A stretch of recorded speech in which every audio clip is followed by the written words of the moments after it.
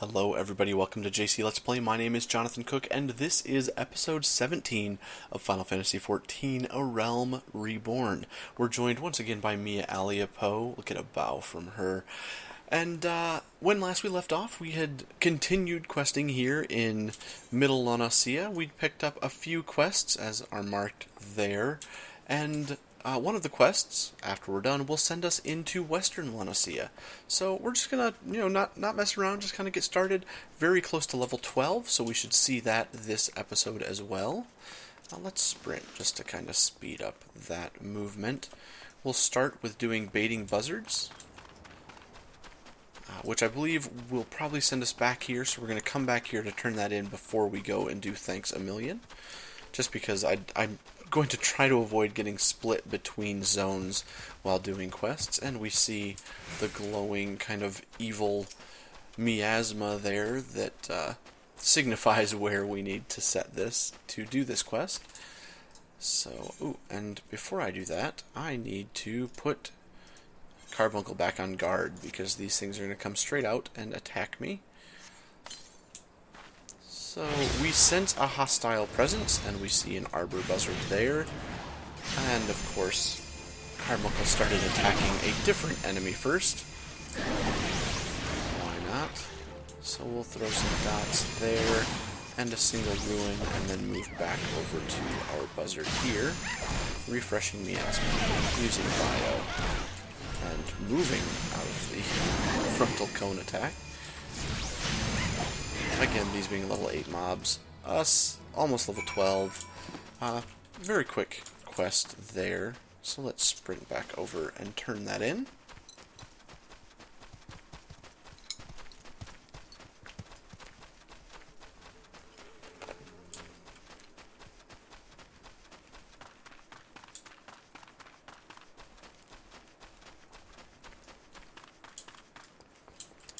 And there's Kazai Buizai. Didn't get your eyes pecked out, did ye? Them buzzards be a nasty lot. But the last wagon made it through with nary a morsel lost, so I'd say you've plucked enough of their thieving hides to secure the route. I only killed 2. You have me thanks, lass. I make most of my coin hauling foodstuffs, and I'd be bedding down in the gutter within a week if it weren't for your help. Seems even the scavengers are finding the picking scarce since the calamity hit. Otherwise, you'd never see 'em try and be so bold. Fortune didn't favor him worth spit this time, though, eh? Sure. And there's level 12. We gain an attribute point. Oh, sorry, I was hitting V, not C. We learned Virus, another damage over time, which reduces target strength and dexterity by 15%. So it's just a debuff. I'll go in and assign that to my intelligence. And we'll move up and do our next quest. Let's see, I'm just going to take a quick look to see what I get. Sustain is at level 18, but I believe we get Topaz Carbuncle, so a summon 2, I believe, at level 15. I'll avoid those wild jackals, I just don't want to mess with them right now. Ooh, and of course there's one right on top of our Million Cord Seedling, so we'll take him out very quickly. Go get him, Carbuncle. And I want 5.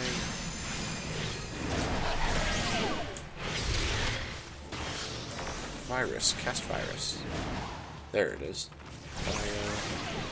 So it's not a very long-term debuff, but it is a debuff. Ooh, and a long recast time.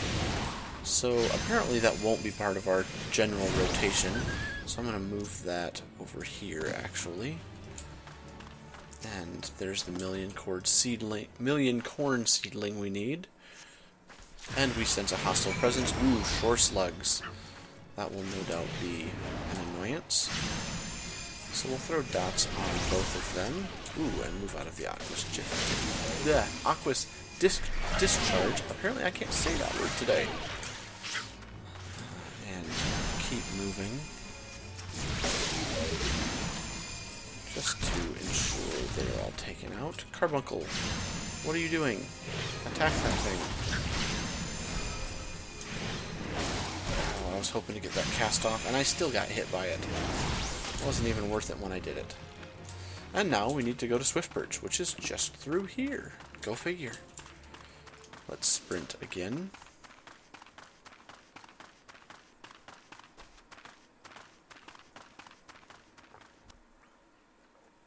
Kind of ran off to the side there. That was strange.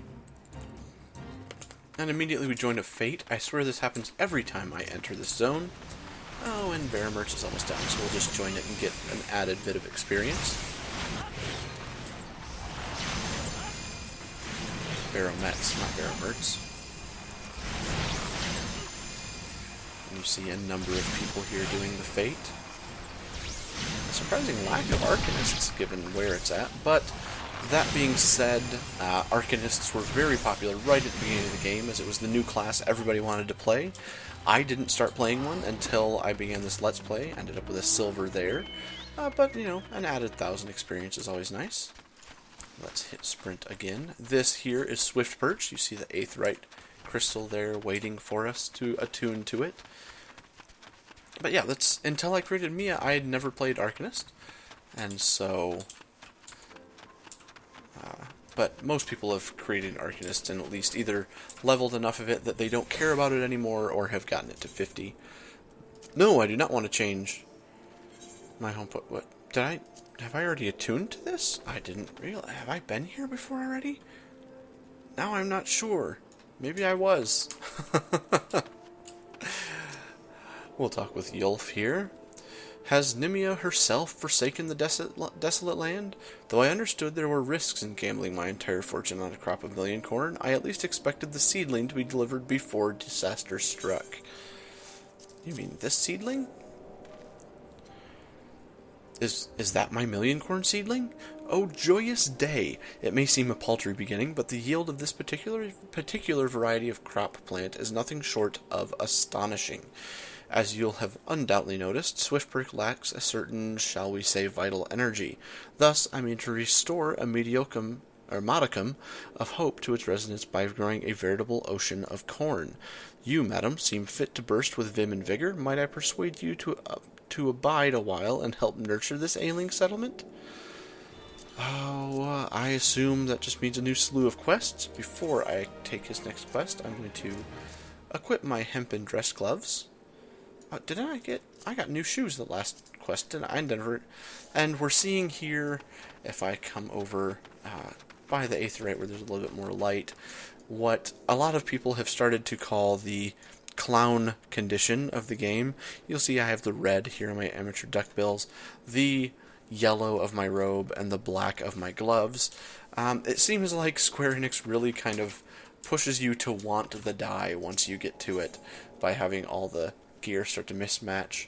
We have a hempen robe that we will get at the end of our next quest. Leolf, a struggling farmer in Swiftperch, wants you to search for his deceased father's buried fortune. So I'm going on a treasure hunt. The calamity was a most horrendous event. It took from me my father, destroyed our home, and scorched our fields. It crushed my hopes and dreams. All that I have left of my dear old dad is his notebook. He scrawled down a fair bit of nonsense in that ratty dog-eared tome, but as I was leafing through the pages one day, I found a passage entitled For the Future.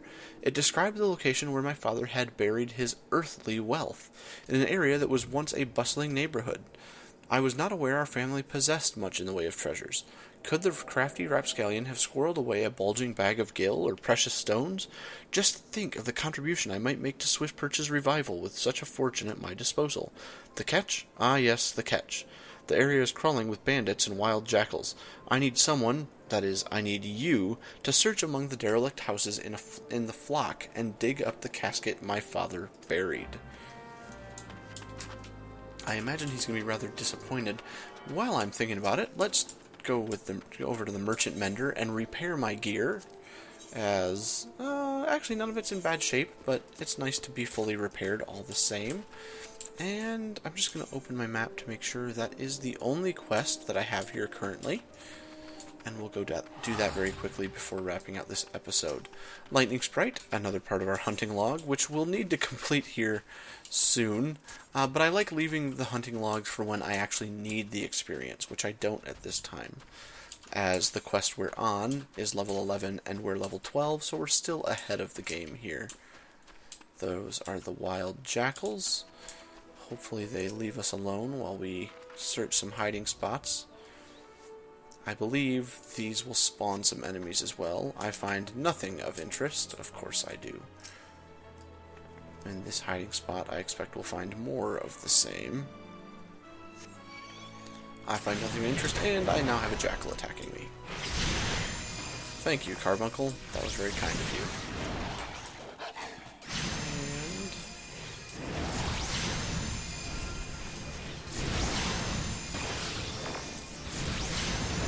And he is nearly down.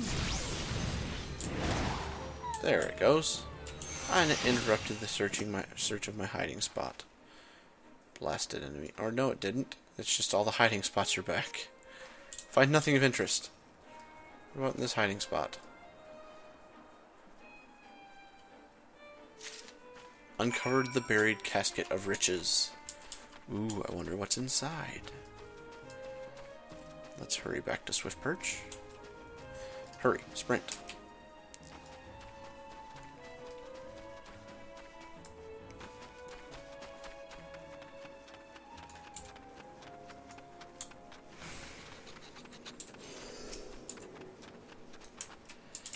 And there is Leolf again. My father was a frugal man, thus I expect the casket to hold quite a substantial bounty. Wooden casket, which we will hand over. This is my father's entire earthly wealth? Why, there's naught here but a fistful of wheat seeds. What in Eorzea could have possessed him to so carefully conceal such a mundane... Ah, I remember now. He once told me that our family's wheat was a stubborn weed. It was one of the few crops that could take root in the barren soils of Western La Noscea. With these seeds, our lifeless fields could once again sprout golden stalks. Thank you, oh thank you. You have truly given this settlement the chance to build a new future. Well, glad to help. We'll take the hempen robe. And quest complete. Let's speak to him, pick up the next quest, which has brass spectables, a level 13 piece of gear, this being a level 12 quest. Leolf, a farmer at the Swiftperch settlement, needs your assistance with another part of his restoration scheme. All those wild dodos you see about the place were actually once domesticated birds bred by my father. They broke loose during the chaos of the calamity and gradually became the feral, ill-tempered creatures we now do our best to avoid. But if I am to restore Swiftperch to the very same settlement it was when my father was alive, then I must also try my hand at dodo raising. And, as you have likely surmised, I shall require your adventurer's resourcefulness in this endeavor. For the initial stage of my dodo rearing enterprise, I need you to head into the flock and seek out dodo nests. You will be looking for fertilized eggs. 3 of them should do nicely for now. And pray be careful when liberating the eggs. The adult dodos will not take kindly to an intruder making off with their offspring. I can't imagine they would.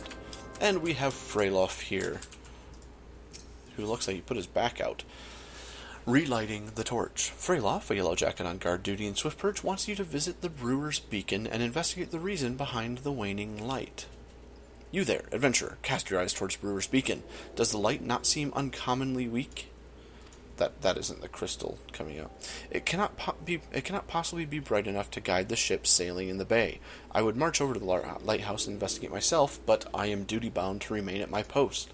I would consider it a favor if you could make a visit to the brewer's beacon and see if aught has befallen Canswiss.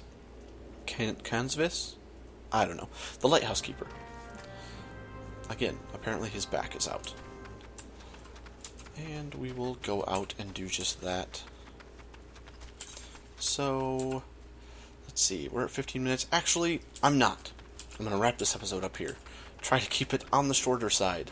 So we'll sit by the Aetheryte for our outro. Thank you, of course, all for watching.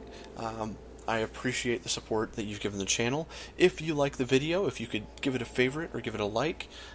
If you would like to see more videos like this, check my channel, and more videos are there, they're on their way, and possibly subscribe. We're drawing closer to our 100 subscribers needed to be able to live stream on YouTube, which after I have gone through the 3 initial dungeons, that's where most of the progress with Mia will be taking place. I'll just be doing videos featuring the class quests, the story quests and any dungeon runs, and putting together kind of more of a tutorial style for that. In the meantime, I want to thank you all. My name is Jonathan Cook. This is JC Let's Play. Let's get a goodbye wave from Mia, and I hope that you all take care and peace out.